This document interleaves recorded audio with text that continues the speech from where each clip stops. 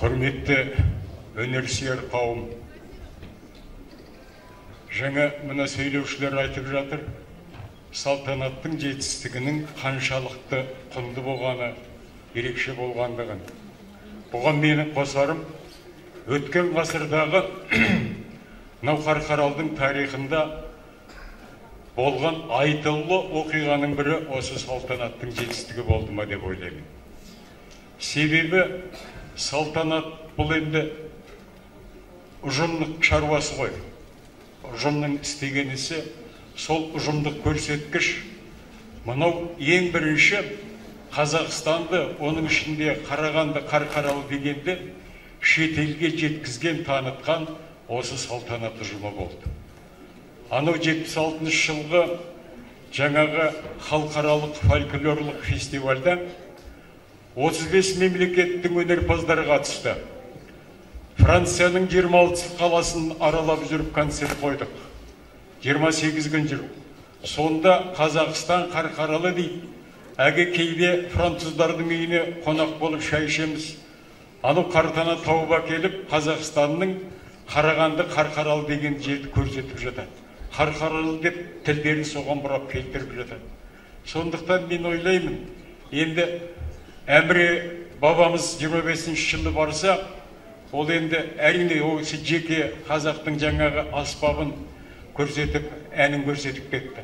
Ал салтанат жаңағы бір айдың ішінде сол көшесімен мынау формаларын, киімдерін киіп алып жүріп, үйлерінде болып, жаңағы 35 елдің өнерпаздарымен сұхбаттасып, араласып, билеп, сувенир алмастырып жатқанда, менімше мүмкіндігінше көбірек Қазақстан туралы мәлімет берді ма деп ойлаймын. Бұл салтанаттың бір жетістігі. Екінші бір жетістігі, құрметті қауым, мынау салтанаттың сол кездегі жаңағы көрсеткіштеріне, жетістіктеріне байланысты мынау хор айту, сосын би билеуді кәсіби деңгейде шағын мынау шалғай аудандарда жеткізген, соның көзін ашқан салтанатты деп есептеймін. Өйткені біз бұрын хорды жаңағы 20-30 адам деп тұр ғой, жиналып ап, не бір дауыспен, не бір жарым дауыспенен шолап айта беретініміз. Биді әге ләләлә деп, хамажайды нені айналдырып ектеп билей беретініміз. Ал жаңағы салтанаттың дайындығы кезінде, ол дайындық әрине кәсіби ұжымдардың дайындығының деңгейінде өтті ғой. Жаңа айтылды, біздің қазақтың мақтанышы мына кәсіби өнерпаздар, жаңағы Аюханов, Райбаев, мына Владимир Федорович бар, анау Хайруллин марқұм бар. Міне солар кәсіби деңгейде 6 ай бойы күніне 8 сағаттан дайындағанда енді одан бір нәтиже шығу керек қой. Көп дауысты хорды үйреткен осы салтанат болды. Жаңағы биді үйреткен салтанат болды. Міне сол салтанаттан кейін жаңағы биші топтар, хорлар осы өңірде шыға бастады. Қарағандының өзінде қадау-қадау анау шахтер ансамбльдері ғана болды, басқа ондай кәсіби деңгейдегі өнерпаз ұжымдар болған жоқ. Сондықтан бұл салтанаттың мынау осы жетістігіне мынау аудан басшылары мән беріп, осыны бір атап өтейік, осыны бір еске түсірейік деген мынау істеріңіз бұны бір дұрыс шаруа деп есептейміз. Өйткені осыдан бұрын біз бір 30 жылдықта атап өтсек, 40 жылдықта атап өтсек деген бір көкейкесті жағдайларымыз болды. Аудан басшыларына құлақ қағыс жасадық, сұраныс жасадық. Бірақ енді әртүрлі жағдайға байланысты шығар, ол шаруалар өтпей қалды. Ендігі бір айтатыным, мынау Қарқаралының аты несімен шықты? Осы дүниежүзіне әйгілі. Ең бірінші Қарқаралының әсем табиғаты. Әсем табиғат жүрген жерде адамдар жүреді. Бұл жерде өркениет болады. Біздің Қарқаралының ерекшелігі бұның өркениеті болды. Бұл жерде анау көпестер келді, мынау жәрмеңке болды, жаңа оқымыстылар келді. Осылардың салдарынан білім ордалары болды. Міне осының салдарынан алаш көсемдері пайда болды. Неше түрлі өнерпаздар пайда болды. Сонда менің айтпағым, мынау өнер, сосын білім деген елдің де атын, жердің де атын, азаматтардың да атын шығаратын осы өнер менен білім. Сондықтан құрметті мына аудан басшылары, мен сіздерге айтатыным, осы өнер мен білімге мынау бір көзқарас, Сол бұл өнер дегенге сосын бір жанкештілік, кейде бір қиын, қаржы жоқ, жиналмайды деген сияқты бірдей болып жатады ғой. Осыған бір жаңағы тәуекелге барып, бір сұраныс жасап, және бұл өнерпаздарды кішкене аялап, сөйтіп мәпелеп ұстаса, бұлар да шабыттанып жүреді. Бұлар да жаңағы өнер шығады. Сондықтан осындай бір жағдай туып жатса, бұл енді салтанаттың атағы, мен ойлаймын, осы 50 жылдықты атап қана қоя салмай, осының өзі бір қозғау болды қазір, менің түсінігімде. Мына өнерпаздар үшін, мына өнерпаздарға қандай құрмет көрсетіліп жатыр деген. Сондықтан бір жаңа бағдарламалар дайындап, соны көрсетіп жатса, кейде бір халық арасынан сөздер шығып қалады. Бұрынғы салтанаттың аты барды заты жоқ деген сөздер естіліп жатты бір кезде. Сондай жағдай болмай, жаңағы бағдарламалар дайындап, соны ұсынып отырса, сонда ғана болады деп ойлаймын. Осы 2 рет Францияға және Германияға барғанда, екеуінде де жаңа бағдарламамен шықты салтанат. Міне сол бағдарламамен мынау республикадағы жаңа комиссияның анау білімді адамдарды мойындату арқылы ғана сол путевканы бұлар жеңіп алды ол кезде. Бүгін жаңа 4 шет мемлекетке не бар деп тұрма, олай бере салатын шаруа емес, өзінің мынау шеберлігіменен өнерпаздардың міне мойындату арқылы солай алған жағдайлар болды. Міне солай болу керек деп есептеймін.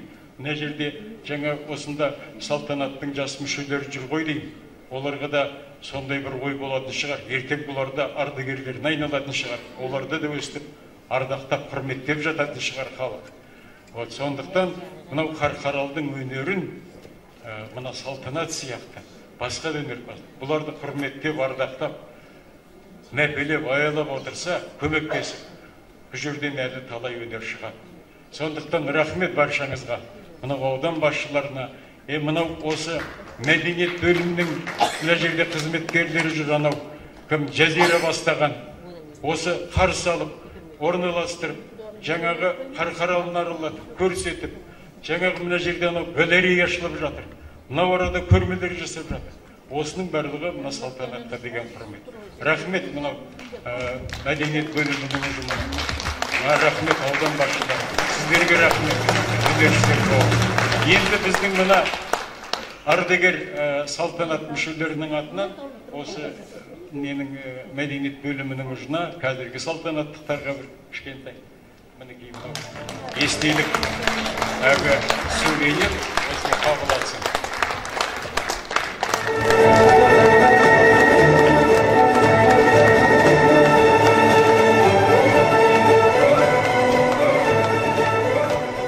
Армысыздар, құрметті өнерсүйер қауым, құрметті менің жерлестерім, менің қарқаралық туысқандарыма көптен анау оңтүстік Шымкент шаһарынан келіп сәлем жолдап тұрмын. Осы киелі сахнама шықпағаныма да 30 жылдай уақыт болыпты. Қарқаралымды қазір мен ат ізін жиі сала бермеймін, сондықтан Қарқаралымды, салтанатымды, сол Қарқаралының адамдарын сағынып келген жайым бар. Сол осы жақтан хабар келіп, салтанатқа 50 жыл деген хабарды естігенде, ойыма бір 2 шумақ өлең түсті, сағыныш, соны оқып беріп келіп тұр. Мен әрине ақын емеспін, бірақ жүректен шыққан өлең. Армысың қасиетті Қарқаралым, өзіңмен мақтанамын, шаттанамын. Салтанатқа 50 жыл дегенде естіп, жастық шақ сол күндерді еске аламын. Шетелге алғаш рет шыққан едік, Алтайдай өнерді біз шыңдап едік. Үкілеп аттандырған ел үмітін Парижде абыроймен ақтап едік деген бір өлең жолдарын арнаған келеді. Салтанат деген кезде сол 1976 жылдан бастап белсене қатысқаннан кейін сол Францияға барған сапар әрине ойға орала береді. Ол біздің ауданымыз, облысымыз үшін, бәріміз үшін үлкен мәдени жаңалық болды. Өйткені біз сол жерге барғанда байқадық, Қазақстан дегенді, қазақ халқы дегенді ол жақта онша білмейтінді. Сондықтан бізді көріп, біздің келбетімізді көріп, біздің тіккен киімдерімізді көріп, біздің өнерімізді көріп, соны қазақ деген мынандай халық бар дегенді біз көрсетіп қайттық деп ойлаймын. Сол кезде біз онша мән бермеген болармыз, бірақ сол жолдаманы кеңестер одағының атынан бір ансамбль ғана бару керек болса, соны бізге бұйыруға көптеген әрекет жасаған, соған келіссөз жүргізген біздің сол кездегі басшыларымызға, өзімнің құрметті әпкем Рымбала Кенжебала қызы, облыстық мәдениет басшысы болған Мақат Рымжанов ағаларымызға сол кезден сол кісілердің еңбегінің арқасында біз сол Францияға бардық деп есептеймін. Сондықтан да салтанатымыз шарықтай берсін, біздің қарқаралымыз жайнай берсін. Мен сол жақта жүргенде де қай жерге барсам да бірінші қарқаралы вальсін орындап, сол жақтың Шымкенттің адамдарына қарқаралы вальсін үйретіп жүрмін. Сондықтан да еліміз аман болсын, сіздерге көп рахмет, шақырғандарыңызға өте ризамын.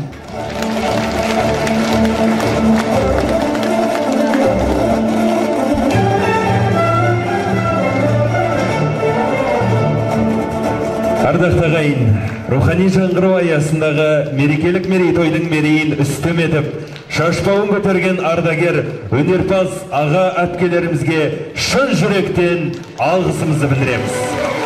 Өнердің өрінде, өркениеттің көшінде жүріп, руханиятымыз бен мәдениетімізге зор еңбектерін сіңіріп, үлкен үлес қосқан аға буынға құрмет, қошемет, ардақты ағайын. Аман болыңыздар.